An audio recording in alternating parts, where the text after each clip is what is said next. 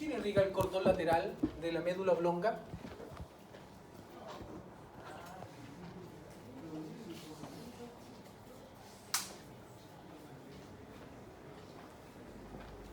La arteria pica. Lo más central, lo más relevante de la cabeza. La arteria pica. Ayer lo vimos en los laboratorios. Lo mostré en el laboratorio con la lupa estereoscópica. Les dije cuáles eran las arterias que derivaban de eso. Pero igual así no. Porque usted no está estudiando. Usted cree que esto es fácil. Bien, mire cómo se expande un poco en la médula oblonga hacia superior. Lo que nosotros estábamos hablando es más bien a este nivel, pero por el otro lado. Por posterior, se puede observar que la médula oblonga se compone de dos partes. Una región que es muy similar a la médula espinal y una región expandida que tiene otras características. ¿Por qué se expande? Por la presencia del ventrículo cuarto, que hace que esto se expanda y que los núcleos se desplacen, entonces se abren. De tal forma de que si se acuerdan de las placas basales y las placas alares, si nosotros tenemos que las placas basales están hacia anterior y las placas alares están hacia posterior, cuando comienza a venirse el tronco encefálico y comienza a estar en presencia del cuarto ventrículo, las placas basales se proyectan hacia medial y se juntan. Por lo tanto, las estructuras motoras, los núcleos motores quedan en el centro. En cambio, los núcleos sensitivos quedan desplazados hacia la periferia. Miren, lo que le digo, los núcleos sensitivos quedan desplazados hacia la periferia. ¿Qué es el núcleo espinal del trigémino? Sensitivo. ¿Hacia dónde quedó desplazado? Hacia la periferia. ¿Qué es el núcleo? Bueno, yo no lo he dicho todavía, pero este es el núcleo grácil y este es el núcleo cuneiforme. Quedaron desplazados a la periferia y por lo tanto, por eso es que hacen ese aumento de volumen. Y los dos son núcleos sensitivos. Que es sensibilidad vibratoria, por percepción consciente, ¿cierto? Por lo tanto, de esa forma se estructura el tronco encefálico internamente. De tal forma de que la fisura, se va a conservar la fisura mediana dorsal, el surco dorsolateral con el surco intermedio dorsal, que se proyectaba entre los dos, y el cordón posterior viene dividido en un fascículo grácil y en un cuneiforme. Perfecto.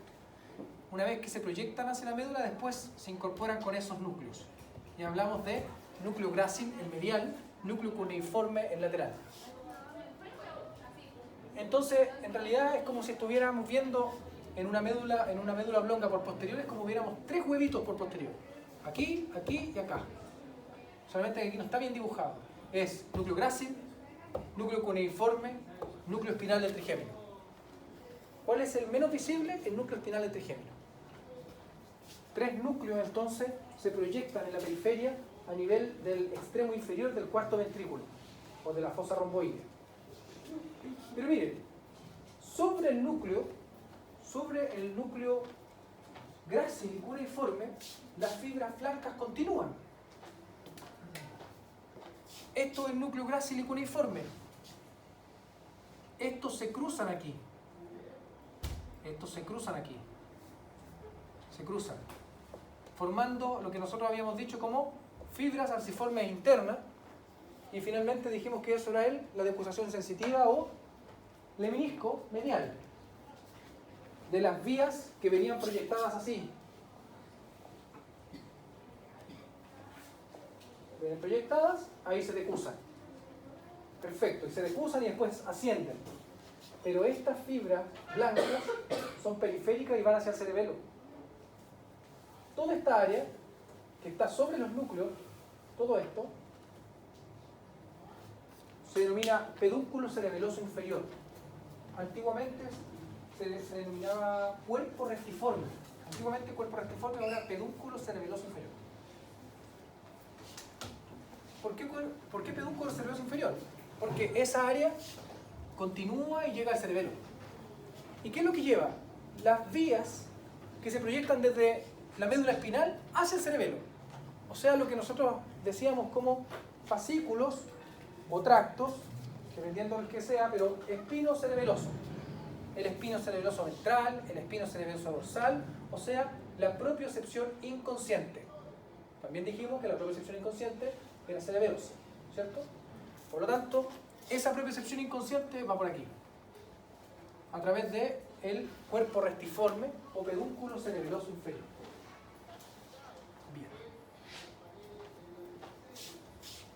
Entonces tenemos varias estructuras que están por posterior en el bulbo, raquídeo, la médula oblonga y por lateral. Bueno, sobre el surco brumo continuo nos encontramos con el puente. Y el puente tiene la siguiente característica, miren. Existe solo por anterior. Por posterior ya no deja de existir y se proyecta como fosa romboidal del cuarto ventrículo.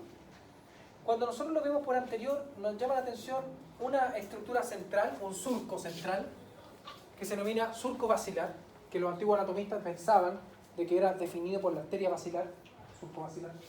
Pero después se dieron cuenta de que no era así, que la arteria basilar, como lo vimos en el laboratorio, algunas veces está aquí, algunas veces está así. Algunas veces doble, algunas veces sinuosa por un lado nomás. Es variable. Por lo tanto, no está definido ese surco por eso. Ese surco se define por lo que está debajo, que son los pedúnculos cerebrales. Bien. Por lo tanto, tenemos un surco basilar y dos protuberancias que se denominan rodetes piramidales. Dos rodetes piramidales. Pero es lógico que se llamen rodetes piramidales, porque como esto eran las pirámides y pasan por debajo del puente, entonces por debajo del puente van las pirámides y después ascienden hacia el mesencéfalo. Entonces estos son los rodetes piramidales. La característica más importante del puente es que mantiene fibras transversales. Hasta ahora nosotros hemos hablado solamente de fibras longitudinales, es decir, todas las fibras parecieran avanzar así, ya sea en sentido ascendente o descendente, aferencias y eferencias, pero estas cortan eso y hacen que se vayan transversalmente e incorporen información hacia el cerebelo, porque el brazo que constituye las regiones más laterales del puente se denomina pedúnculo cerebeloso medio, que es el más amplio, el más grande de los pedúnculos cerebelosos. Por lo tanto, en los dijimos cuál era el pedúnculo cerebeloso inferior, atrás. Ahora, pedúnculo cerebeloso medio. ¿Desde dónde se proyecta el pedúnculo cerebeloso medio? Una vez que termina el nervio trigémino. O sea, si nosotros hacemos una línea, una vez que termina el nervio trigémino, entonces de aquí para acá, de aquí para lateral, estaríamos hablando de pedúnculo cerebeloso medio.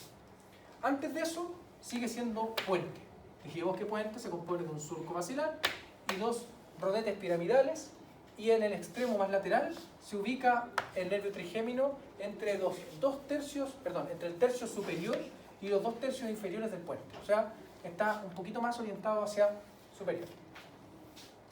Y termina hacia superior, esto, a través de un nuevo surco, un surco que denota la diferencia entre mesencéfalo y puente, y se denomina pedúnculo pontino.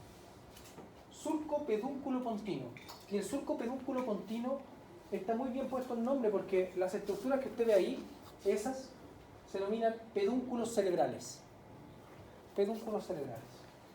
Importante que usted haga la diferencia entre lo que yo le he dicho pedúnculo cerebral con pedúnculo cerebeloso. No tiene nada que ver. Hasta ahora hemos visto 2 pedúnculos cerebelosos, el inferior o cuerpo rectiforme y el pedúnculo cerebeloso medio, que es la prolongación del puente, y los pedúnculos cerebrales. Los pedúnculos cerebrales son parte del mesencéfalo y es la estructura más importante que mantiene el mesencéfalo, porque es la conexión del tronco encefálico con el cerebro. Pedúnculo cerebral. Por aquí pasan todas las vías motoras o vías incluso aferentes. Todas las vías que se proyecten y desciendan desde el cerebro pasarán a través de los pedúnculos cerebrales. Por lo tanto, son una región robusta de fibras que son, valga la redundancia, blancas. O sea, ahí habrán pocos núcleos, pero los hay. Pero hay pocos núcleos a nivel de los pedúnculos cerebrales o del mesencéfalo. Otra cosa importante es que el puente no solo tiene fibras transversales pasando en la superficie, sino que los núcleos que mantiene el puente superficialmente son así entre las fibras. Están dispersos como pequeños subnúcleos entre las fibras transversales, que se denominan núcleos pontinos. Y los núcleos pontinos interactúan entre vías que van descendiendo, por ejemplo. Una vía viene descendiendo, interacciona con un núcleo y este no se va, este se viene acá. Interactúa con este núcleo, no, sí, este se va. Este no, este se va para el otro lado. Los núcleos pontinos organizan una respuesta motora. Maravilloso, porque si no sería todo un desorden. Pero los núcleos pontinos no se pueden disecar, porque son pequeños. Están dispersos en la superficie de estas vías transversales, ¿cierto? Entonces, de esa manera no está aislado las vías, o más bien las fibras que son transversas de las longitudinales. Están interactuando a nivel de los núcleos pontinos. Debajo de los núcleos pontinos y debajo de las fibras transversales están las vías piramidales, ¿cierto? Las pirámides. Y detrás de eso, los núcleos propios del tronco encefálico, que son los núcleos de los nervios craneales.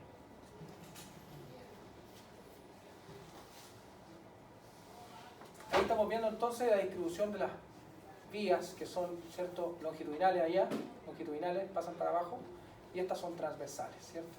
Y están interactuando con todo ese contingente de núcleos pontinos. Ahí estamos viendo además el pedúnculo cerebeloso medio. Y la emergencia, el origen aparente, entonces del quinto par, que es a nivel de la cara anterior del puente. O sea, si yo les pregunto, ¿dónde se ubica el origen aparente del trigémino? Usted me dice, en el puente. No en un surco, en el puente. Y ahí se ve la región interactuando con la arteria basilar. Muy lindo todo, esto lo vimos completamente y esto también. Por posterior, ¿qué encontramos por posterior en el puente? Encontramos la abertura de la fosa romboidal.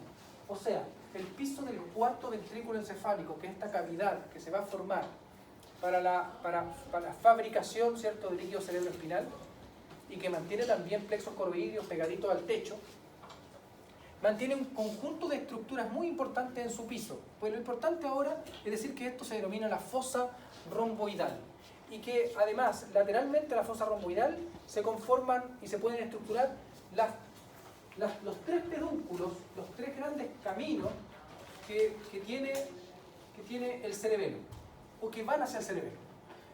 Porque hablamos de ese, mire, ese es el cuerpo restiforme, este es el pedúnculo cerebeloso inferior, este gigante es el pedúnculo cerebeloso medio, este viene del otro lado y viene del puente, ¿entiende? Y este no lo hemos hablado, este es el pedúnculo cerebeloso superior, ese proviene de los pedúnculos cerebrales que estaban arriba, y los pedúnculos cerebrales interactúan con el cerebelo a través de los pedúnculos cerebelosos superiores, es decir, la información cerebral es llevada hacia el cerebelo a través de esos pedúnculos cerebelosos superiores. La información a nivel de los núcleos pontinos y del puente es llevada a través del pedúnculo cerebeloso medio. Como además forma una verdadera comisura que va de lado a lado, entonces es más amplio que el resto. Y el pedúnculo cerebeloso inferior mantiene toda la llegada de información, o sea, de las aferencias que van a ser hacia el cerebelo, de a nivel espinal. Por lo tanto, las vías, ¿cómo se llamaban las que vienen desde la médula espinal y van a llegar al cerebelo? ¿Espino? ¿Pero qué? Espino cerebelosa. Espino cerebelosas.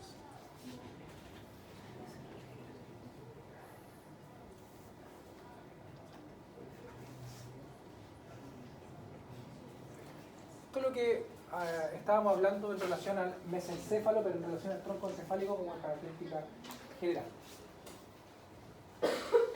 Aquí estamos viendo cómo se incorporan las placas alares y las placas basales cuando se le empieza a expandir una cavidad. Y yo les decía que estas placas se van hacia el centro y esas se van hacia la periferia, cuando se abre eso. ¿Ya? Pero a nivel del mesencéfalo ocurre lo siguiente.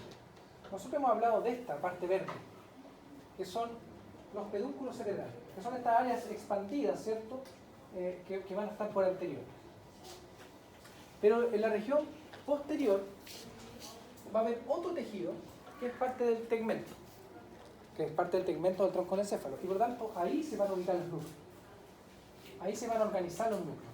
En el caso del mesencéfalo se organiza como los colículos, que ya vamos a hablar de qué se trata, y núcleo rojo, por ejemplo, sustancia negra, que la sustancia negra la verdad no se sabe muy bien su origen embrionario, de dónde sale, por eso que es un área como que tiene otro color, ¿ya? Y fíjense cómo esta área no es verde completa, es decir, no es que los pedúnculos cerebrales se proyecten de un lado a otro, sino que el pedúnculo cerebral y lo que corresponde al tronco encefálico llega hasta ahí nomás. El resto de la cavidad, que se denomina fosa interpeduncular, es parte del diencéfalo.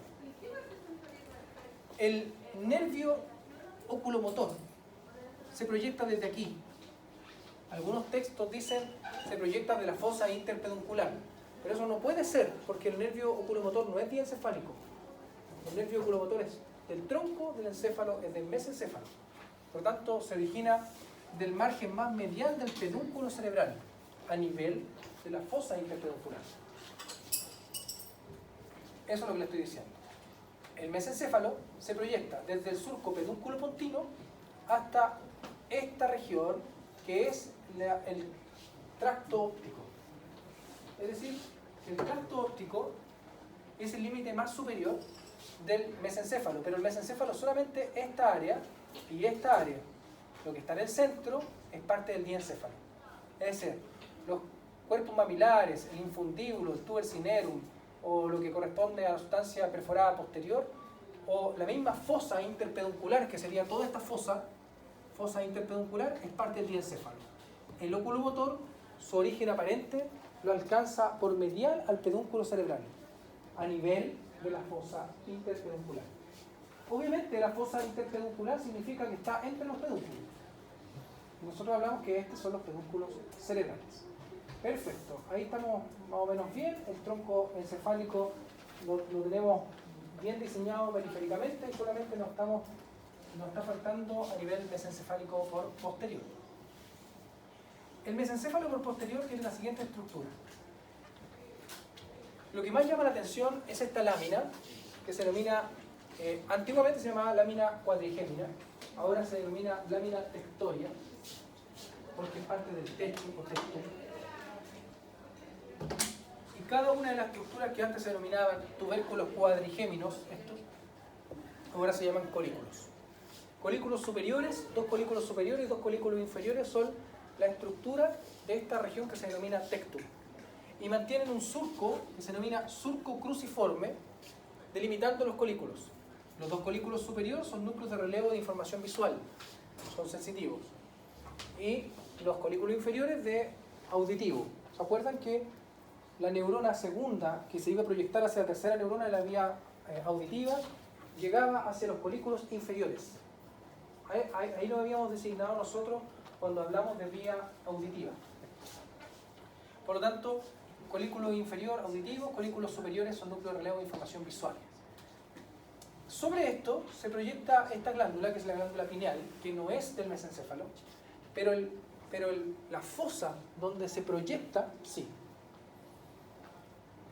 O sea, la fosa de la glándula pineal es parte del mesencéfalo y la glándula pineal es parte del diencéfalo, es un poco más elevado, pero se proyecta hacia el mesencéfalo porque cae. También es parte del mesencéfalo esa estructura que se denomina el freno del velo medular superior, o frenillo del velo medular superior. Es decir, no sé si lo ven acá, pero esto es posterior. Aquí deberíamos ver la fosa romboidal, pero lo único que estamos viendo es el triángulo inferior de la fosa romboidal.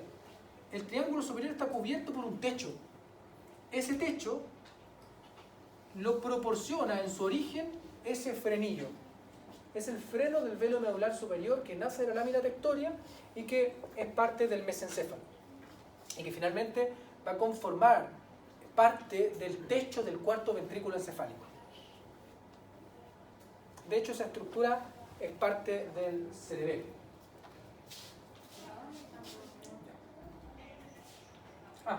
Pero falta una cosita más. El origen aparente del cuarto par. El origen aparente del cuarto par está en relación lateral al freno del velo medular superior. O sea, cuando usted ve el frenillo del velo medular superior, todas estas cosas se pueden ver en los troncos encefálicos del laboratorio, todos. Por eso que a mí me parecía casi un poco ridículo ayer o en el laboratorio anterior traer los troncos encefálicos para que vieran qué. Es mejor que vieran una guía. Que vieran una guía y que vieran el tema de arterias carótidas. El próximo laboratorio, cuando ya maneje esto, ahí sí lo analizamos. Lateral al freno medular superior se puede ver estas estructuras que son el origen aparente del cuarto par. Cuarto par, nervio troclear. El más largo de los nervios, el más largo de los nervios del tronco del encéfalo, porque tiene que darle la vuelta por posterior y que va a ir hacia un músculo que es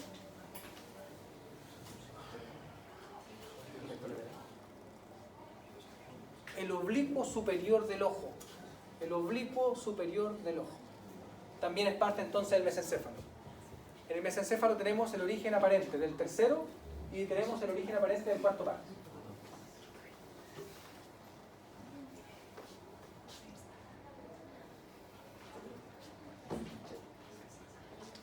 Cuarto ventrículo.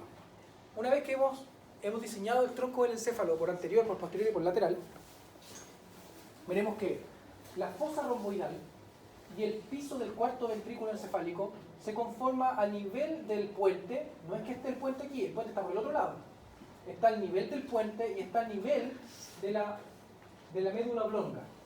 Por lo tanto, se dice que el cuarto ventrículo está en relación a la médula oblonga, al puente y al cerebelo.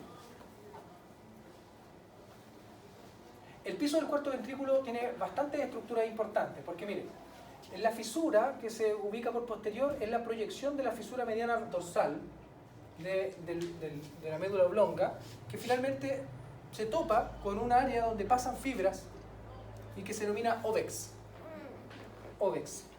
Y se proyectan hacia lateral unas estructuras que van a conformar parte del techo del cuarto ventrículo y de lo que se denomina la tela coloidea del cuarto ventrículo. Bien, el piso del cuarto ventrículo está conformado por dos triángulos, un triángulo superior y un triángulo inferior. En el triángulo superior se puede ver la fisura mediana dorsal, se puede ver un área, estas, que se denominan eminencias medias, ahora eminencias mediales. Antes se denominaban eminencias medias, ahora eminencias mediales. Estas estructuras. Y un gran colículo que se denomina el colículo facial. Colículo facial. El colículo facial no es que dentro de él esté el núcleo del nervio facial. El colículo facial más bien está a nivel del núcleo del sexto par. A ese nivel, en lo profundo está el núcleo del sexto par, el origen real del sexto par craneal. Pero imagínense que si dentro está el núcleo del sexto par, imagínense que el séptimo par craneal se formó en un núcleo por acá, por dentro, y forma un brazo por detrás, abulta esta región y después se va. Por lo tanto, el brazo del nervio facial abulta el colículo y se denomina colículo facial. Pero el núcleo que está en relación a él es el núcleo del septo, o nervio abducens. Por lo tanto, comenzamos a hablar de orígenes reales. Origen real del nervio abducens está a nivel del colículo facial del cuarto ventrículo, a nivel del tronco. Más lateral a esto, nos encontramos con un área, que ahí se ve poco, pero se puede delimitar, que se denomina la fosa superior. La fosa superior, que está más o menos por ahí así. Fosa superior.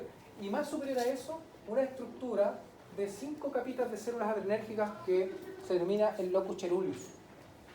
El locus ceruleus, primero definamos lo que es un locus. El locus no es ni sustancia blanca ni sustancia gris. Es la mitad de una y la mitad de la otra. Es un núcleo que está tan superficial que está a nivel de la sustancia blanca. ¿Se entiende? O sea, que el núcleo se proyecta tanto que finalmente se puede ver. Y entonces, lo que nosotros estamos viendo aquí es un área de un núcleo real. Y se denomina locus coeruleus. Y mantiene una importancia en relación al control del dolor, control descendente del dolor, sobre todo el territorio maxilofacial, pero en general es un área que es estimulada por fármacos analgésicos centrales, por ejemplo. Locus coeruleus. Descendiendo a ese nivel, ya en el triángulo inferior, vemos un área, aquí está tapada el área. Vamos al otro lado. Un área, mire, así, que se denomina el área vestibular. Área vestibular. ¿Se acuerda que el área vestibular dijimos que mantenía a 4 núcleos vestibulares para la conformación o para la sinapsis de la primera neurona de la vía vestibular? Y que después eso iba a descender hacia vías que iban a ser espinales. Por lo tanto, el equilibrio, los núcleos, están aquí adentro. Y de esta manera. Existen 4 núcleos. Debajo del área vestibular. 4 núcleos de incorporación de la vía vestibular. O sea, parte del nervio vestíbulo coclear tiene sus núcleos aquí. La porción vestibular. En relación al nervio más acá, miren, aquí más o menos, esta estructura que no se nota en el piso del cuarto ventrículo, sino está más profunda, pero a este nivel está el núcleo coclear. Es decir, el núcleo coclear está al nivel del cuarto ventrículo en relación al área vestibular lateral. Y ese es el origen real del nervio vestíbulo coclear. De tal forma de que esas vías, estos nervios que están aquí, que se denominan antes estrías acústicas, ahora se denominan estrías medulares del cuarto ventrículo. Esas estrías medulares del cuarto ventrículo provienen de aquí, así. Y después se van así. Y conforman parte del nervio coclear. Por lo tanto, el origen real del nervio vestíbulo coclear, octavo par, está en el núcleo coclear. El origen real se encuentra a nivel del núcleo coclear, que está en relación al área vestibular lateral. Perfecto. Sigamos. Hacia inferior nos encontramos en relación entre el área vestibular y lo que se denomina el trígono del hipogloso, nos encontramos con una fosa que se denomina o fosa inferior o fovea inferior. Y debajo de él, y más hacia medial, esta estructura triangular, esto, que se va a denominar el trígono del hipogloso. Y una estructura más periférica, que es esa, que se denomina trígono del vago. Debajo del trígono del hipogloso está el núcleo del hipogloso. Debajo del trígono del vago está el núcleo del nervio vago, o neumocardioentérico. Por lo tanto, aquí está el origen real del nervio hipogloso, que después va a salir por la óliva vulvar, ¿cierto? Por el surco preolivar. Desde posterior emergen sus fibras en un corte con tinción, se puede ver cómo el nervio se conforma desde posterior y lleva sus fibras derechitas y aparece por anterior. Nervio hipogloso. Nervio vago, un área, un trígono oscuro, más oscuro, de color gris, que se denomina el trígono del vago, y por debajo está el núcleo cardio-neumoentérico. Lateral a eso, existe esa estructura, miren ahí, es muy difícil de ver, que se denomina el fascículo separans. Fascículo separans, es un área de sustancia blanca. ¿Pero qué es lo que separa? Separa esta área, que se denomina el área postrema. Área postrema, que es un área que por debajo tiene pequeños núcleos de información y que se ha visto que tiene relación con el núcleo del vómito. Más bien con el reflejo del vómito. Algunos fármacos que estimulan, por ejemplo, analgesia central, estimulan también el área postrema y vienen con vómito, como RAM, o sea, como reacción adversa a un medicamento. Lo primero que dicen, vómito. O ganas, o náuseas, ¿cierto? Esa cosa que cuando uno toma un fármaco potente y tiene una sensación nauseabunda porque se estimuló el área de postrema. Por lo tanto, lo que hemos analizado aquí es que existen varias estructuras que le van a dar soporte estructural nuclear a los nervios craneales. Porque aquí estamos viendo que estamos en nivel, tenemos el núcleo sexto, el núcleo séptimo, el núcleo octavo completo, con su área vestibular y su núcleo coclear, el núcleo decimosegundo, el núcleo del nervio vago, están aquí. Y los otros núcleos, bueno, los vamos a ver cuando estemos analizando la configuración interna del tronco, porque después van a ver que algunos núcleos se comparten. Entonces, son territorio de nadie, entonces se denomina el núcleo ambiguo. Glosofaringio, vago, accesorio, núcleo ambiguo. También puesto ambiguo. Aquí estamos viendo lo que analizamos, un acercamiento. Ahí estamos viendo las estrías medulares del cuarto ventrículo. Estrías medulares del cuarto ventrículo. Ahí estamos viendo el origen en el receso lateral del cuarto ventrículo del nervio vestíbulo coclear. ¿Se acuerda que dijimos que por el otro lado se iba a proyectar en la región más lateral del surco brucopontino? Bueno, ahí está, el nacimiento, el origen aparente. El origen real, acá. Y aquí está el núcleo del hemipogloso, trígono del hipogloso, trígono del vago, fascículos separas, área postrema.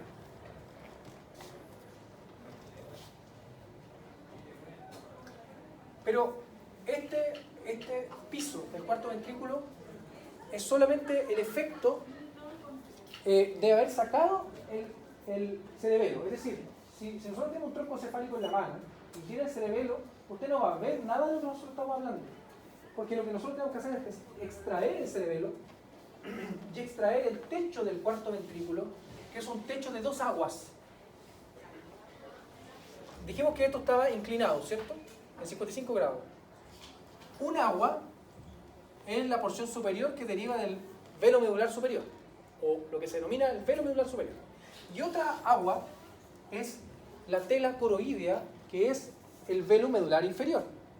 Por lo tanto, es un techo de dos aguas el que conforma parte del techo del cuarto ventrículo o de la fosa romboidea, conformado por un velo medular superior, que es sustancia blanca y además es bien robusto en sus inserciones hacia los pedúnculos cerebelosos superiores, que se proyectan aquí. O sea, es como que tapan esta región. En cambio, es mucho más delgado el velo medular inferior, porque en el velo medular inferior es donde están los forámenes para que el líquido cerebroespinal salga hacia el espacio subaracnoideo. Entonces se ve como una tela como de esta manera, que se proyecta desde el óvex, ¿guarda el óvex? Y se proyecta lateral al óvex, ascendiendo por esta región que se denomina también língula, y que finalmente tiene aberturas, puede ser esa, representada la abertura, forámenes que se denominan de Luschka y foramen de Magendie, mediales, forámenes laterales, por donde se va a sacar el líquido cerebroespinal que se ha formado dentro de los plexos coroideos, pero que su fin es circular por el espacio subaracnoideo. Por lo tanto, esta es el área por donde fluye el líquido cerebroespinal. Si esos orificios se encuentran obliterados, entonces obviamente que va a haber una compresión interna, un aumento de presión interna, y podríamos tener una hidrocefalia, por supuesto, una hidrocefalia, pero además, imagínense que ya la hidrocefalia no es periférica, no es del líquido cerebroespinal cuando ya está en el espacio subaracnoideo, sino que es interna. ¿Sabe lo que ocurre con todos los núcleos o con todas las áreas que hemos visto hasta ahora, que sean periféricas a los ventrículos? Se pierden, se forman agenesias. Entonces usted vería que el paciente tiene una hidrocefalia congénita con agenesia del cuerpo calloso, fornix, hipocampo, agenesia, no existe. Por lo tanto, su retraso mental es severo. Por lo tanto, esto no es igual, mantener una obliteración de estos forámenes no es igual a un acúmulo por problemas, por ejemplo, en la granulación aracnoide.